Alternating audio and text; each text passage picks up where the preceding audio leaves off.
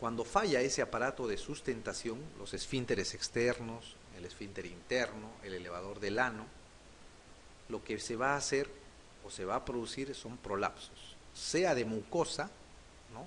Puede haber un prolapso de solamente la mucosa anal, o sea un prolapso de todo el tejido, ¿no? Un prolapso rectal, el recto desciende y se prolapsa hacia afuera. ¿Okay? Dependiendo de qué cosa haya prolapsado, el tratamiento es distinto. Cuando el prolapso es solamente de mucosa, el tratamiento no es otra cosa que resecar parte de la mucosa interna y elevar esta mucosa hacia el borde superior, o sea, hacer una pexia de mucosa, eso se llama la pexia de la mucosa. Y esta mucosa va a ascender hacia el lugar original. Cuando está el recto prolapsado, hay dos tipos de cirugía que se hace. Por vía abdominal se jala este recto hacia arriba y se engancha al sacro mediante una malla. A eso se llama promontofijación. ¿Ok? O se hace a través de la zona rectal una incisión, se empieza a disecar el recto, se corta y se anastomosa, ¿no? O se quita parte del recto. A eso se llama la cirugía, la corrección perineal del prolapso, la cirugía de Delorme. ¿Okay? La más usada es la promontofijación. ¿Okay? Especialmente está indicada en personas adultas, mayores. La cirugía de Delorme está indicada más en personas jóvenes y especialmente en varones. ¿Por qué? Porque va a disminuir los efectos colaterales de la promontofijación, que es, por ejemplo, la impotencia. ¿Okay? Esto les digo a raíz de las dos preguntas que vienen. ¿Okay? La pregunta 14 dice, solo una respuesta es correcta en relación al prolapso rectal, indique cuál. El síntoma principal es el estreñimiento producido por la protrusión del recto a través del esfínter anal. Es más frecuente en el hombre, suele venir asociado a incontinencia anal. Para confirmar la existencia de un prolapso completo grado 3 es necesaria la realización de una rectosimoidoscopía y la reparación quirúrgica de un prolapso completo consiste en la realización de mucosectomía. ¿Cuál es la respuesta acá, no? La respuesta es correcta, dice. La reparación quirúrgica de un prolapso completo consiste en la realización de mucosectomía. Mentira, ¿no? La mucosectomía o la pexia de mucosa se hace cuando hay un prolapso de mucosa anal, no cuando hay un prolapso completo de recto. Cuando hay un prolapso completo de recto se debe hacer la promontofijación o la cirugía de Delorme, que habíamos dicho. Para confirmar la existencia de un prolapso completo grado 3 es necesaria la realización de una rectosimoidoscopía. Para confirmar el prolapso normalmente basta con hacer pujar al paciente, ¿no? Hacen pujar al paciente y el contenido rectal o el recto mismo va a prolapsar hacia afuera. ¿Okay? Basta con eso. La rectosimoidoscopía se usa en estos casos, pero normalmente es para buscar patología asociada, ¿okay? No para hacer el diagnóstico en sí. El síntoma principal, dice, es el estreñimiento producido por la protrusión del recto a través del esfínter anal. El síntoma principal es la protrusión del recto, pero no el estreñimiento, ¿no? Estos pacientes normalmente más bien no son estreñidos, son incontinentes, ¿no? Se les va a escapar las heces, así como protruye el recto hacia afuera del ano, y lo mismo pasa con las heces, ¿no? Estos normalmente no son estreñidos. ¿Okay? ¿Es más frecuente en el hombre? No tanto, es más frecuente en la mujer, y especialmente en las mujeres multíparas, ¿okay? Las que han dado a luz por vía vaginal en varias oportunidades. ¿Por qué? Porque debilitan el piso pélvico, y al debilitar el piso pélvico es probable que tengan el prolapso rectal o el prolapso anal. ¿Suele venir asociado a incontinencia anal? Sí, pues, ¿no? Esa es lo que va a marcar, ¿no? La diferencia. Va a marcar la diferencia, y eso normalmente es por lo que consultan las personas. Muchas veces este prolapso rectal, el paciente se acostumbra a reducirlo manualmente él mismo, ¿no? Y lo que le molesta es que haya incontinencia, ¿no? Y por esa razón viene, ¿no? Este paciente viene, se me escapan las heces, y cuando lo examinan ven que tiene un prolapso de recto. Muy bien. La siguiente dice, la promontofijación es una técnica quirúrgica que se usa para el tratamiento de incontinencia urinaria, prolapso rectal, fístula anocutánea, distopía genital o vólulo de sigmoides no complicado. ¿Qué habíamos dicho? El prolapso rectal, ¿no es cierto? Acabamos de hablarlo, ¿no? La promontofijación es la técnica que se hace a través del abdomen. La cirugía que se hace a través del periné, ¿no? Es la cirugía de Delorme, ¿ok? Es su otro nombre. Muy bien. Y cuando se hace, o el tratamiento, perdón, del prolapso de mucosa anal, es la mucosectomía o la pexia, ¿ok? Esas tres cosas, recuerden. Muy bien. Ok, si bien es cierto, la patología anorrectal tiene varias características, algunas cosas, pero lo más importante, lo que más frecuentemente preguntan son las hemorroides y las fístulas. ¿Ok? Esas dos cosas, esas dos patologías ustedes deben de manejar.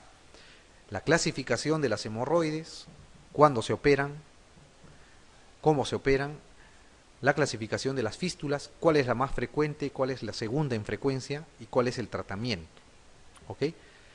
Eso deben conocer de esas enfermedades. Aparte, por ahí más rara vez preguntan las otras cosas, ¿no? Cáncer de ano, cáncer de recto, quiste pilonidal o prolapso de recto. Pero con más frecuencia van a enfrentar a patología hemorroidal y patología de fístula. Muy bien, la otra parte de este capítulo que vamos a desarrollar es el estudio de las hernias. ¿Ok? Las hernias no son otra cosa que la protrusión del contenido intraabdominal a través de un orificio natural. ¿Ok? A eso se llama hernia. La protrusión del contenido intraabdominal a través de una cicatriz previa o una debilidad quirúrgica se llama eventración ya también. ¿Ok?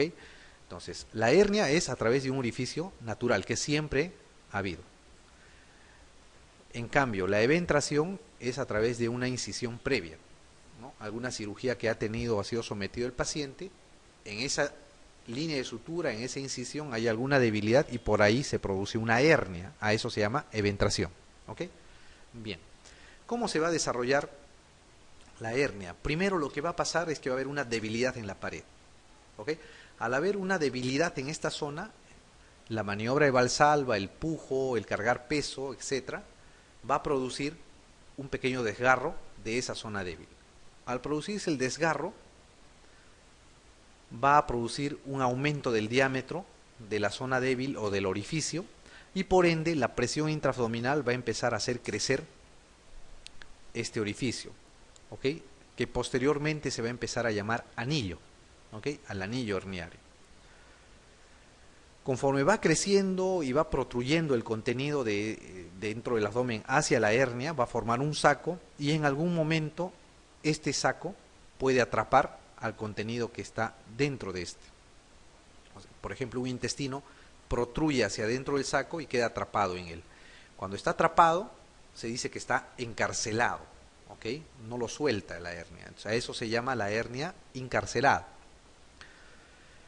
Si pasa que esta hernia encarcelada empieza a tener compromiso vascular, es como si la hernia estaría estrangulando al contenido. A eso se llama la hernia estrangulada, que constituye una emergencia quirúrgica. ¿Ok? Ustedes tienen más o menos desde el inicio de el compromiso vascular hasta poder liberar a este contenido del anillo unas 6 horas en promedio. Pasadas las 6 horas probablemente va a haber necrosis de este ácido intestinal.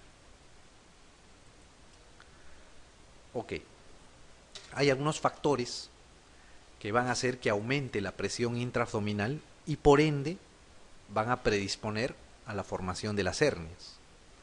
Sobre eso le están preguntando acá y dice, indique cuál de estos factores no predispone a la aparición de hernias. No predispone, dice, obesidad, prostatismo, hipertensión arterial, tos crónica o estreñimiento.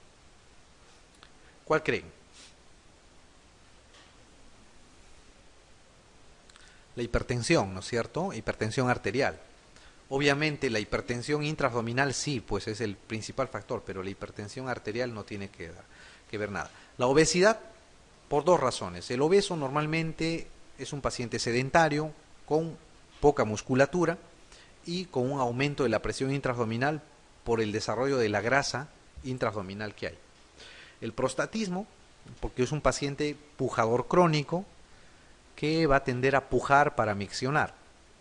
El paciente que tiene tos crónica, por la misma tos, produce un aumento de la presión intraabdominal, por ende, una predisposición a la hernia. El estreñimiento, lo mismo.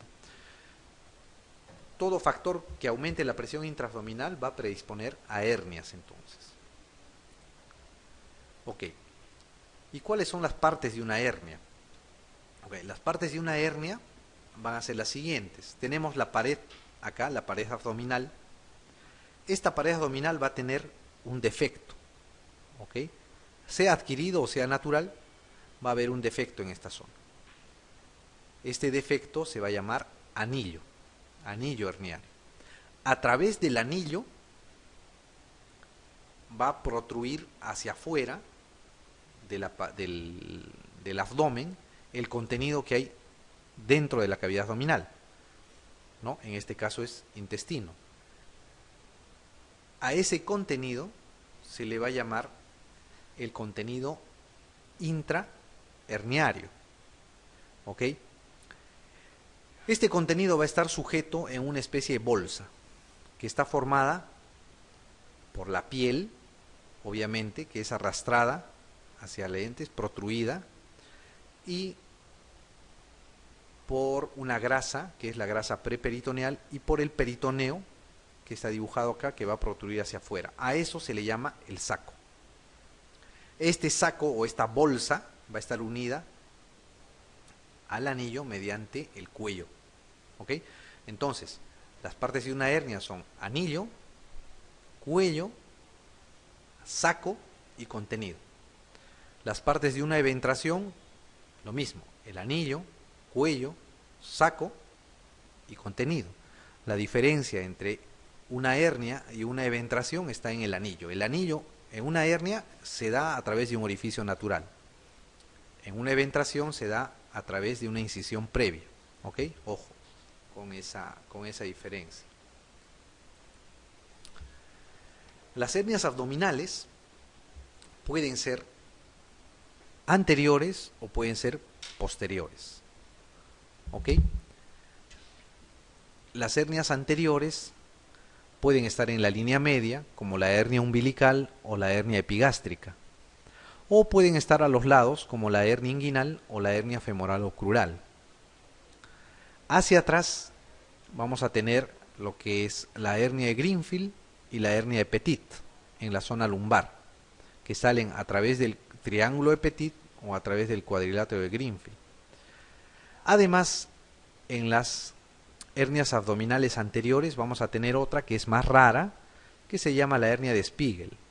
La hernia de Spiegel está en la línea semilunar, o sea, en la unión de los músculos anchos que están hacia los lados laterales y los rectos anteriores. En esa línea, la línea semilunar, se puede encontrar la hernia de Spiegel. Ok, entonces estas son las hernias de la pared abdominal. Las hernias inguinales, que pueden ser directas o pueden ser indirectas. Las directas son las hernias que van a salir por la pared posterior del conducto inguinal. Las hernias inguinales indirectas van a salir por el anillo inguinal profundo. Y si es que llegan al escroto, pueden ser inguinoescrotal, o si llegan a la vulva, pueden ser inguino-vulvar. ¿Ok? Vamos a desarrollar cada una. La hernia inguinal en pantalón tiene el componente de ambas. Es directa y es indirecta. Es como si fueran dos hernias en un solo paciente. ¿Ok? La hernia crural es aquella que sale por el anillo crural, ¿ok? Que está por debajo del ligamento inguinal. La hernia deslizada es aquella hernia cuya pared posterior del saco está formado por una víscera, ¿no? Sigmoides, vejiga al lado izquierdo, o ciego, o vejiga también al lado derecho. La hernia umbilical, que está en el ombligo, la hernia Spiegel, que ya les dije, en la hernia, en la línea semilunar, la hernia obturatriz, cuya principal característica es la que es más difícil de diagnosticar. Normalmente esta hernia se diagnostica en el intraoperatorio. Hacerlo en el preoperatorio no se puede, porque no es visible hacia el exterior. La hernia obturatriz normalmente se diagnostica cuando un paciente entra por una obstrucción intestinal y dentro de la cirugía uno se da cuenta que es una hernia. La hernia epigástrica, que está en la línea media, su característica es la que presenta más dolor, ¿no? Es la más dolorosa. La hernia umbilical está en el ombligo, como ya vimos acá. Y existen hernias raras, muy raras, como las hernias perineales, las hernias ciáticas o las hernias internas. Hay hernias internas que van a estar asociadas al divertículo de Meckel o a vestigios de este. ¿Ok? Vamos a desarrollar algunas que son las más importantes. Ok. ¿En cuál de las siguientes, dice hernias, el dolor es el síntoma más característico? La umbilical, la de Spiegel, la inguinoescrotal, la epigástrica o la inguinal directa. ¿En cuál dijimos? En la epigástrica, ¿no es cierto? La epigástrica es la que tiene principalmente dolor. Hay veces no se palpa siquiera la hernia, o sea, el paciente no viene o no acude al hospital por una tumoración reductible o irreductible, ¿no? Que es normalmente la presencia de una hernia, sino viene por dolor. Viene por dolor y al palparlo, al examinarlo, se le encuentra la masa, una masa dolorosa, ¿no? Es una hernia epigástrica. La umbilical, la de Spiegel, no tiene tanto dolor. La inguinoescrotal, recuerden, son hernias que llegan desde la ingle hasta el escroto. La inguinal directa es la hernia del adulto o la que pasa por la pared posterior del conducto inguinal, que vamos a ver más adelante. La siguiente dice, la hernia que presenta más dificultad para el diagnóstico preoperatorio es, ¿cuál dijimos? La obturatriz, ¿no es cierto? Es la que tiene más difícil diagnóstico. Ok. Las dos preguntas anteriores llegaron a venir en exámenes de residentado. Ok. Muy bien. Para desarrollar las otras hernias, la hernia inguinal, la hernia crural, la inguinal directa, la inguinal indirecta, tenemos que conocer más o menos la anatomía de la zona inguinal. ¿Ok? No vamos a pretender hacer un curso o una clase de anatomía ahorita, pero hay algunas cosas que deben recordar. La zona inguinal y la zona crural está delimitada por un cuadrilátero, ¿ok? Un cuadrilátero que se llama el cuadrilátero miopectíneo de Fruchard. Este cuadrilátero es una zona rectangular, más o menos rectangular, que va a abarcar los orificios tanto de la hernia inguinal directa, la hernia inguinal indirecta y la hernia crural. O sea, todas las hernias que salen a través de la región inguinocrural van a estar abarcadas en este cuadrilátero. ¿Cuáles son los límites? El límite superior es el oblicuo menor y el transverso, son los dos músculos, los bordes de estos músculos. El límite inferior es el ligamento pectíneo de Cooper. Este ligamento está adosado a lo que es la rama horizontal del pubis. El límite externo es el borde del psoas ilíaco, es un músculo que va desde la cavidad intraabdominal, la región lumbar, la pélvica, o sea la fosa ilíaca, hasta el trocánter menor, ¿ok? Es un músculo grande, grueso. Y el límite interno es el recto anterior del abdomen. ¿Ok? Estos límites van a formar un cuadrilátero. ¿Qué más? Este cuadrilátero se va a dividir en dos triángulos, ¿no? Mediante arco crural o el ligamento inguinal, la arcada de pupar o el ligamento de Thompson, que no son casi sinónimos. Este ligamento crural o arco crural va a dividir al cuadrilátero en dos triángulos, uno superior y uno inferior. Abajo y hacia adentro va a contener el orificio crural, ¿ok? Donde van a salir las hernias crurales. Arriba y afuera va a estar conteniendo la región inguinal con el orificio inguinal profundo, por donde salen las hernias inguinales indirectas, y el triángulo de Hasselbalch, por donde salen las hernias inguinales directas. ¿Ok? Este es un esquema que les va a mostrar más o menos dónde está el cuadrilátero de Fruchat, ¿no? Este es el cuadrilátero de Fruchat, ¿no? Es un dibujo esquemático. ¿Ok? Este cuadrilátero vamos a tener, el psoas ilíaco está hacia afuera, ¿no es cierto? Habíamos dicho. Arriba está el oblicuo menor y el transverso, ¿no? Este es el oblicuo menor y este es el transverso, sus bordes superiores. Hacia adentro está el músculo, este músculo, que es el músculo recto anterior mayor, que está en número 4.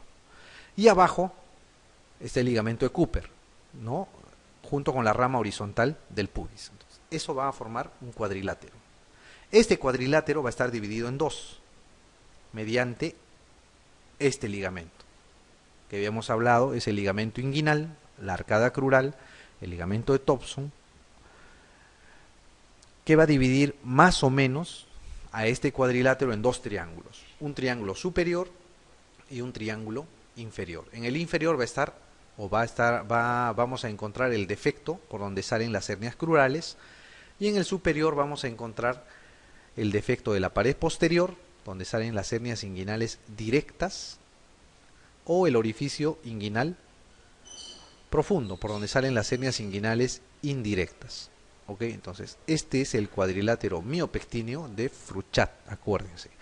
Difícil que les pregunten los límites, pero sí les pueden preguntar qué cosa es y para qué sirve.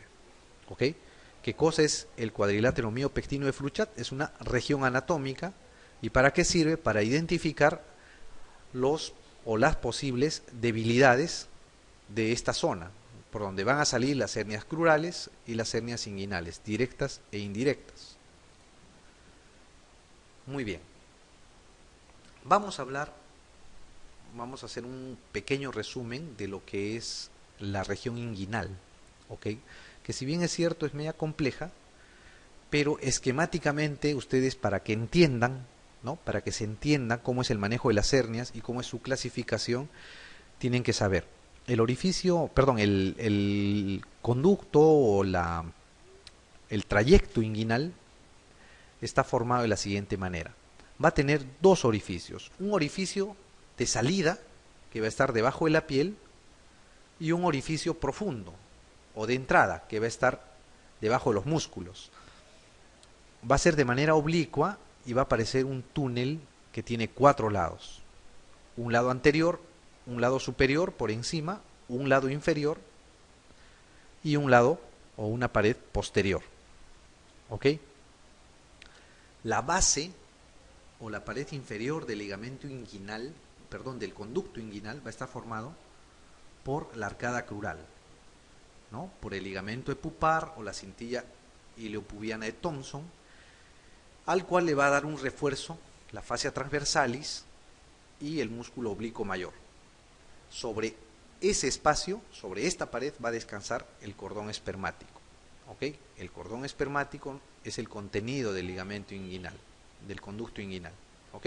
Entonces, el conducto inguinal, su pared inferior es la arcada crural o el ligamento inguinal, si quiere. ¿Ok? La pared anterior está dado por el músculo oblicuo mayor, como ven acá, ¿no? Esta aponeurosis media transparente está representada por el músculo oblicuo mayor. Hacia arriba, el límite superior, ven estos dos músculos, es el músculo transverso y el músculo oblicuo menor. Esos dos músculos forman el techo. Entonces ya tenemos el piso, el ligamento inguinal, la pared anterior, el oblicuo mayor y su aponeurosis. El techo, va a estar formado por el músculo transverso y el músculo oblicuo menor, que más adelante van a fusionarse y van a formar un tendón común que se llama el tendón conjunto. Ojo, eso deben de recordar. El tendón conjunto entonces está formado por el músculo transverso y el músculo oblicuo menor. ¿Ok? De todas estas estructuras, eso es lo que deben recordar. Y la pared posterior, la que está detrás del cordón espermático, que es este, va a estar dividida en tres partes. Una zona débil al centro, que está representada por el triángulo de Hasselbalch, y dos zonas más fuertes hacia los lados, que está formada por muchos otros ligamentos, ¿no? El ligamento de Henle, el ligamento de Cooper con una proyección, etcétera, pero que no tienen utilidad clínica, digamos. ¿Ok? Entonces, repasando. El conducto inguinal va a tener 4 lados o 4 paredes. La pared inferior, el ligamento inguinal. La pared anterior, el músculo oblicuo mayor, ¿no? O este que está acá, ¿no es cierto? El oblicuo mayor. La pared superior, el transverso con el oblicuo menor, que formarán el tendón conjunto. Y la pared posterior es fascia transversalis, peritoneo y algunos otros ligamentos que van a formarse de estos músculos oblicuos. ¿Okay? Y tiene 3 partes. Una zona central, que es el triángulo de Hasselbalch, y las zonas más resistentes a los lados. ¿Okay? Por el triángulo de Hasselbalch de la pared posterior van a salir las hernias inguinales directas. ¿Ok? Directas. Y como les decía, tiene un orificio inguinal superficial y un orificio inguinal profundo. Por el orificio inguinal profundo van a salir las hernias inguinales indirectas. ¿Ok? Muy bien. ¿Qué más debemos recordar? Esa es la parte superior del cuadrilátero de Fruchat, ¿no es cierto? En la parte inferior vamos a encontrar otra zona débil, que es la zona crural o el anillo crural. Va a estar delimitado por el ligamento de Cooper abajo, la cintilla iliopectínea hacia la parte interna. Recuerden, el ligamento inguinal es este que está levantado mediante este gancho y envía una especie de como cortina del ligamento inguinal al pubis, al pecten, por eso le llaman iliopectínea a esta cinta. Y por dentro los vasos femorales. A este orificio se le llama el orificio crural o el anillo crural. ¿Ok? Muy bien. Hemos visto el triángulo miopectíneo de Fruchat, ¿no es cierto? 4 lados divididos por el ligamento inguinal en 2 triángulos, uno superior, uno inferior. En el triángulo superior estaban las zonas débiles que van a dar, digamos, nacimiento a las hernias inguinales, directas e indirectas. Y en la zona inferior, las hernias crurales. Ok. Por dentro del abdomen, y esto le sirve para tener una idea de cómo se hace la reparación laparoscópica de las hernias inguinales, la anatomía va a variar un poco, ¿no? Vamos a tener en la línea media el uraco, la vejiga, este es un dibujo esquemático. Vamos a tener el conducto eferente que se está metiendo al orificio inguinal profundo, los vasos ilíacos y el ligamento inguinal que está acá. Ok. Cuando uno hace una reparación endoscópica, o sea, una técnica laparoscópica para reparar las hernias, lo que tiene que cerrar son esos orificios, ¿no? El orificio inguinal profundo, la pared posterior que estaría por acá, más hacia adentro, y el orificio crural que está hacia abajo, por dentro de los vasos femorales. ¿Qué cosa deben recordar ustedes? Que mediante la cirugía endoscópica o la cirugía laparoscópica, ustedes pueden desperitonizar toda esta zona y poner una malla, una única malla, que va a cerrar todos los orificios, ¿ok? A manera de un parche. Esta malla se va a fijar a la pared posterior del abdomen mediante unos clips, unas grampas o unos puntos.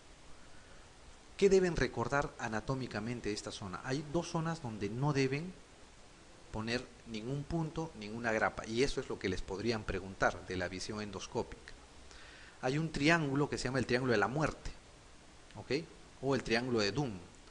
Está formado por el conducto deferente y los vasos gonadales, ¿ok?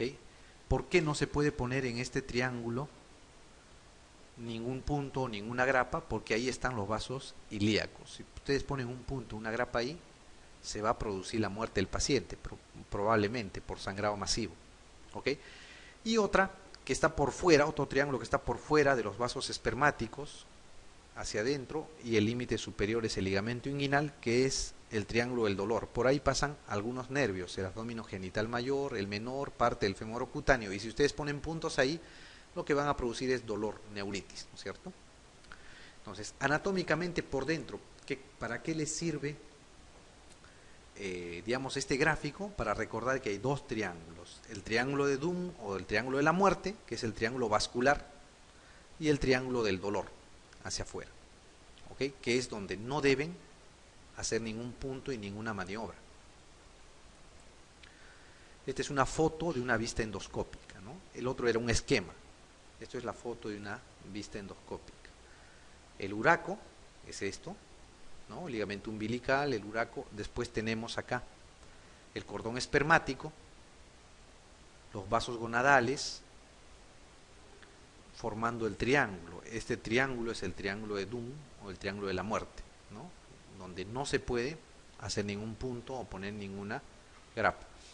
Y por fuera de los vasos espermáticos y como límite el ligamento inguinal, que es este, vamos a tener el triángulo del dolor. ¿Okay? Para esto les sirve la visión endoscópica. O sea, de la anatomía interna de las hernias tienen que recordar esos dos triángulos, el triángulo de la muerte y el triángulo del dolor. ¿Okay? Otras cosas no les van a preguntar, pero esas dos sí les podrían poner en alguna de las preguntas. Lo mismo, este es un esquema mucho más simplificado de los dos triángulos, ¿no es cierto? Lo mismo, el triángulo de la muerte, ¿no? Los vasos espermáticos, el conducto deferente o el conducto espermático y los vasos ilíacos al centro. Y hacia afuera el triángulo del dolor, limitado por los vasos gonadales o espermáticos y el ligamento inguinal, ¿ok? Dos triángulos del dolor, perdón, de la muerte o vascular y el triángulo del dolor. Muy bien. Hay algunas preguntas que por ahí son importantes y de esta zona de la región inguinal no les van a preguntar detalles anatómicos. Ojo, siempre que ha venido una pregunta de esta zona, que por sí es media compleja, que tienen que repasarla y tienen que leerla para entenderla mejor, les van a preguntar cosas que son útiles, estructuras anatómicas que se usan en la reparación de las hernias. No les preguntan detalles anatómicos, ¿ok? Entonces, la pregunta 19 dice, el tendón conjunto está formado por las aponeurosis de oblicuo mayor y menor, transverso del abdomen, recto anterior y oblicuo mayor, oblicuo menor y transverso, o ligamento inguinal y oblicuo menor. ¿Por cuál habíamos dicho? Oblicuo menor y transverso, ¿no es cierto? Ese es el tendón conjunto. ¿Y por qué preguntan el tendón conjunto? El tendón conjunto se usa casi para todas las reparaciones de las hernias, ¿ok? Por vía anterior. Se usa para la técnica de Masbey, para la técnica de Bassini, para la técnica de Lichensey. Casi todas las técnicas que se usan actualmente usan el tendón conjunto, ¿ok? Por eso es importante que conozcan. No es otra cosa que la unión del oblicuo menor y el transverso, ¿ok?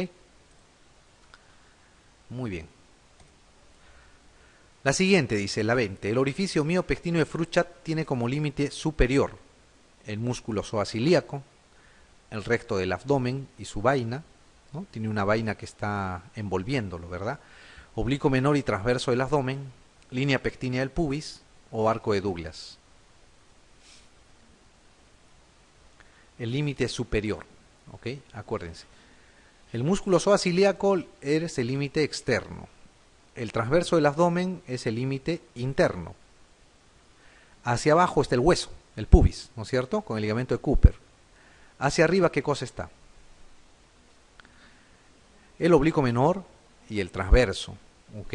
O lo que es igual el tendón conjunto, ¿ok? El tendón conjunto. Entonces, de eso no se olviden. El tendón conjunto, como les vuelvo a repetir, se usa para la reparación de las hernias. Casi todas las técnicas que se usan actualmente usan el tendón conjunto, ¿ok? Y por ahí, si de anatomía les van a preguntar, pueden preguntarles esto.